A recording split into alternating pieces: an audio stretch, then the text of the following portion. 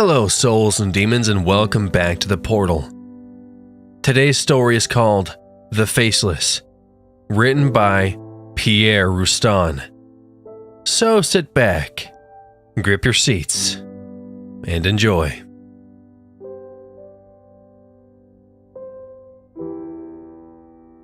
No one knew where they came from. Slowly but surely they appeared. On the streets, in the corners of the bathroom, within aisles of libraries and grocery stores. Slender figures stood in gray suits, and they were all over the news, seemingly within days. At first reported as hoaxes, not unlike the classic Bigfoot stuff we saw on TV, or even the iconic Slender Man phenomenon. It then quickly morphed into a psychological dilemma, plaguing the minds of many within minutes. While everyone got crazy over Slender Man all those years ago, communities left and right were now making quick exits out of town when the Faceless came around. The press gave them that name. It wasn't just any cult persona of terror. Truly, we thought it was some sort of invasion, an onslaught that couldn't be stopped. Had to have been aliens or some government conspiracy to control the population. Who knew? But what I did know was that I wasn't going outside without a blindfold. Not even to bring the trash can back into the driveway. You could only imagine the pandemonium.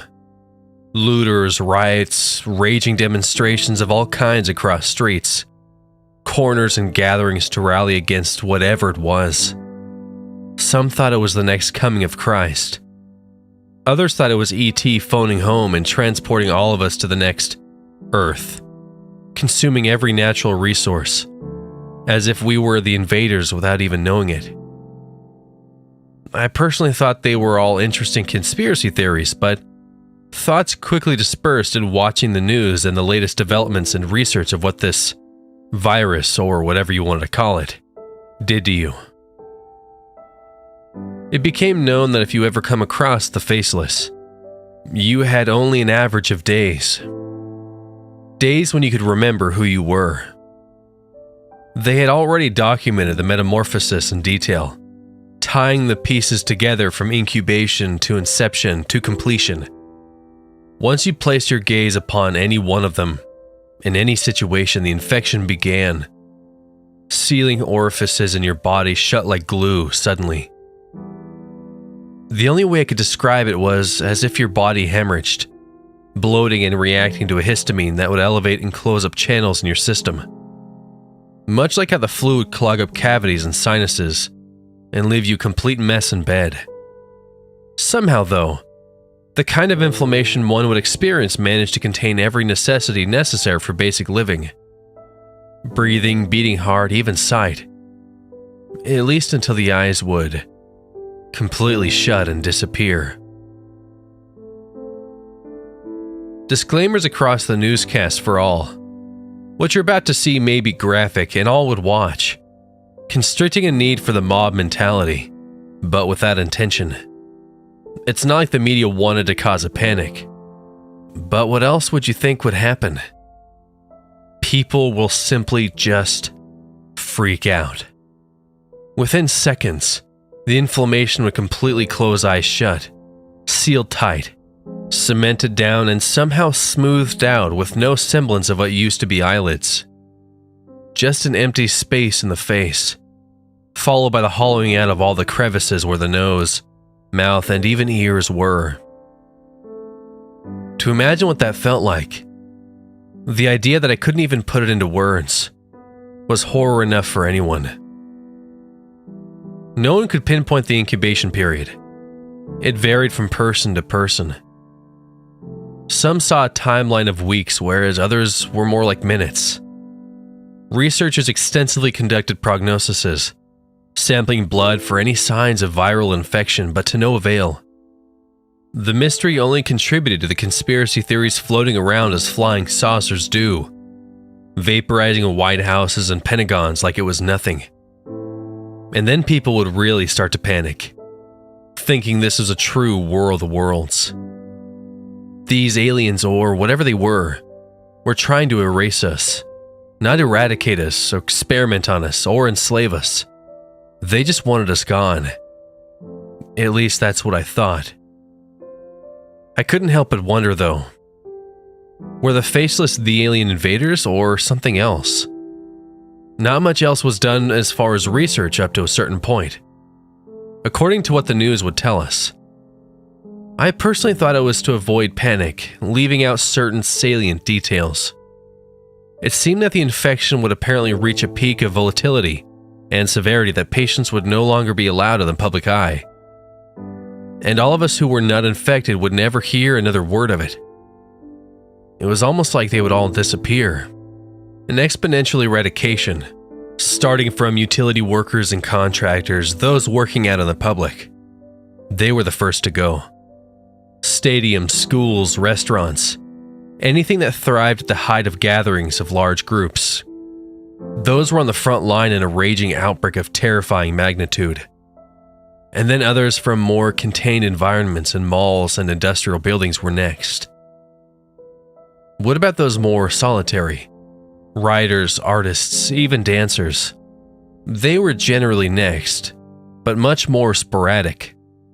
And it didn't make much sense except for the fact that those, including myself, had less opportunity to run into the Faceless and face the contamination. The scary thing was, the opportunity came at random times. Like I had mentioned, you never knew when you'd run into one of them. They never spoke. They never chased you. In their oddly clean gray suits, like harmless mannequins, they'd simply stare at you with their nothing eyes, empty gazes locking tractor beams into your soul. Then slowly raising a finger to point directly at you. That's when it would happen. The transformation would begin. You knew your life would be over. It didn't even matter how far away you were if you saw one, and somehow one saw you. You knew you were seen if it raised a finger to you. You were free to believe that it was time for you to disappear. Some would commit suicide only minutes after they ran into one of them. If there ever was a mass suicide weapon, the Faceless truly were it. As long as I lasted, it certainly wasn't easy.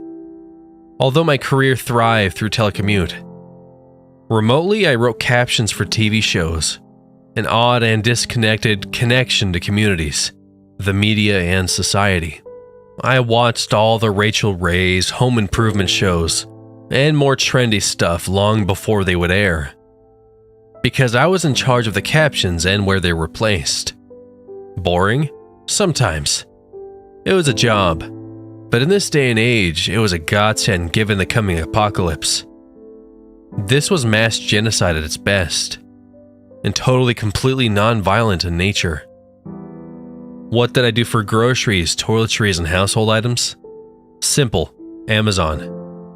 You'd be surprised at how much paper towels you could order and have flown in by drone at your doorstep. Convenience was key. I only had to keep my eyes closed, open the door and drag the boxes in, then close and bolt the locks.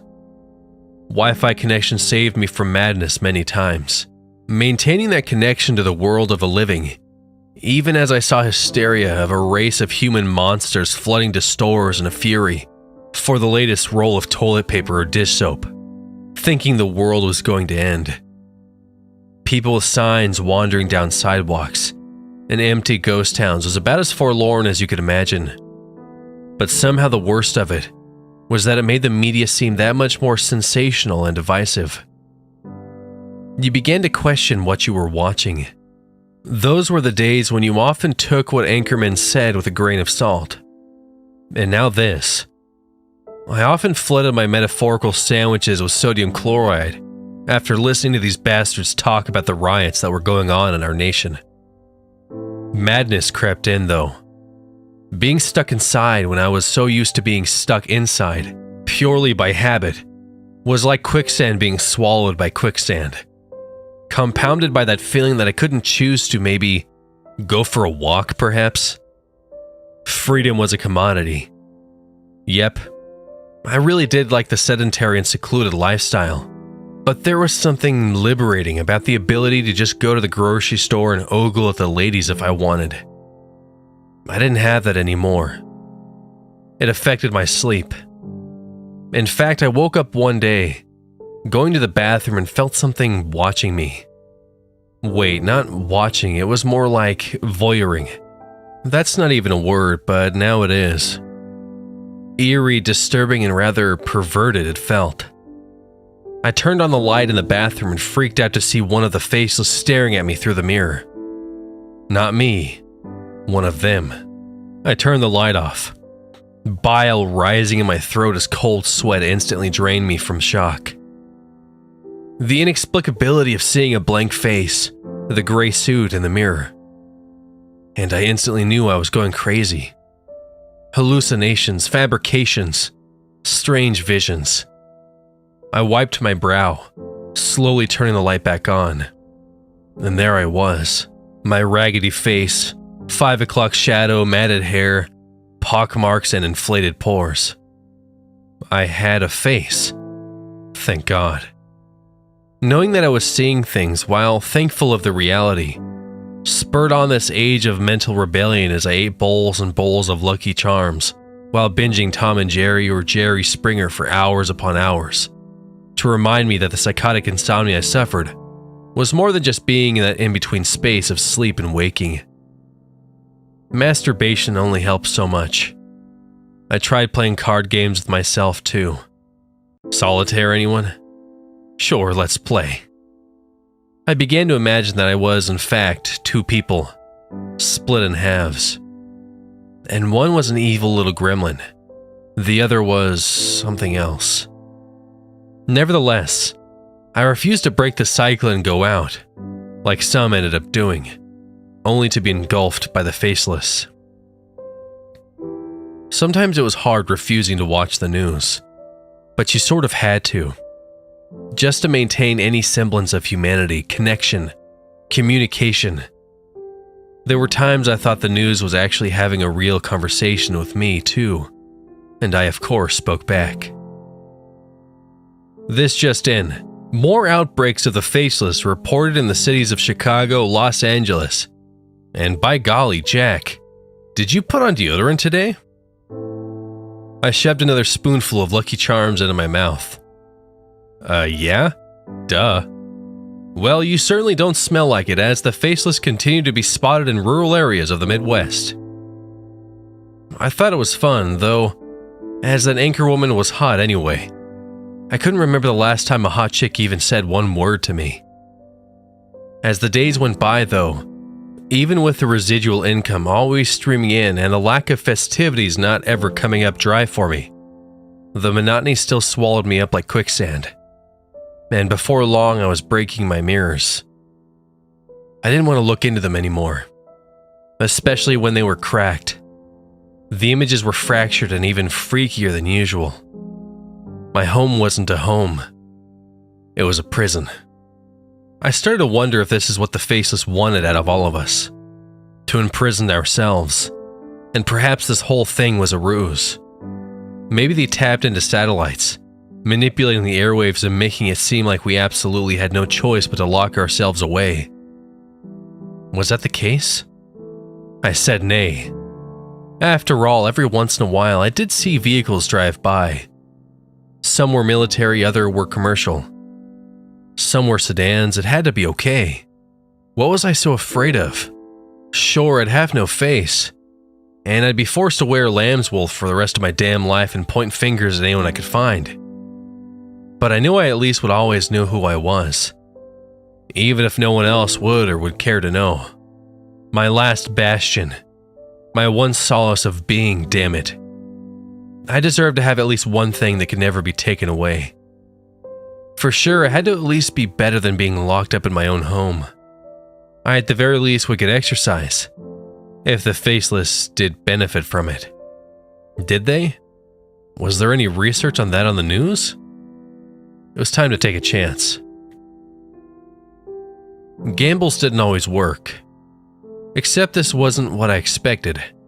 Walking down side streets and sidewalks to notice that there were more people out, and about that I thought at first was reassuring until they all started running away from me, screaming bloody murder. I had pointed at them, calling out for them to not be scared, but they never listened. They just kept running. As I meandered the empty streets, riddled with broken leaves of autumn under smoky skies, I realized that while I didn't see a single figure of the Faceless, I was still all alone, and no better for it. The air felt sweet though, serene even. This was an empty, sad paradise. I wondered if this was how Adam felt before his rib had been taken out. And then tanks showed up, obviously to help me out. The military arrived. Thanks for the tanks. Martial law. Enter true pandemonium. Floods of images caressed my brain of past historical landmarks, of hoses spraying on colored people, Hail Hitlers and other dreadful calamities to make it seem that while we were all one and the same, even we could be considered cannibals in the darkest of times. There were 5 tanks total, no infantry. That was probably smart given the risk of any soldier locking gazes with the Faceless and becoming infected. The tank stopped short about 20 feet of where I stood in the middle of the empty street. Nothing happened after that. This was the point where you had to imagine the military spoke on intercom or something with some reassurance that I was going to be okay. Angels on our shoulders, let freedom reign. I say, can you see? I say, can you see? I couldn't explain everyone running away, but maybe they had answers. Yet the tanks did nothing but stare through the barrels of their guns. Hi, I said with a smile. Was I smiling? I wasn't sure. They need to see my smile. My name is... Wait. What's my name? I went blank. I even felt my face go blank. As I looked around at all the empty stores, abandoned cars, carcasses on the sidewalk and puddles of water, warning sounds rang in my head. At first, I thought they were those alarms you'd hear when a tornado would hit, but why? Maybe it was all in my head. Then my eyes caught something odd. In one of those puddles of water by me. I looked into one of them, seeing the faint reflection of the smoky sky. And as I peered directly over it, I saw me. I saw what was supposed to be me. I was faceless.